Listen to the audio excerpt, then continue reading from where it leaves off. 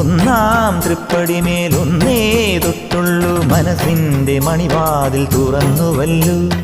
രണ്ടാം പടിമേലേറി മൂന്നാം പടിമേലേറി നാലാം പടി അഞ്ചാം പടി ഞാൻ കാണവേ. ആറാം പടിമേലെന്റെ ആത്മാവിൽ തിരിവച്ചു.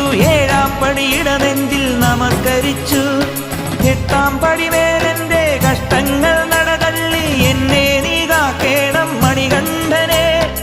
ഒൻപതാം പടിയേ അയ്യനേ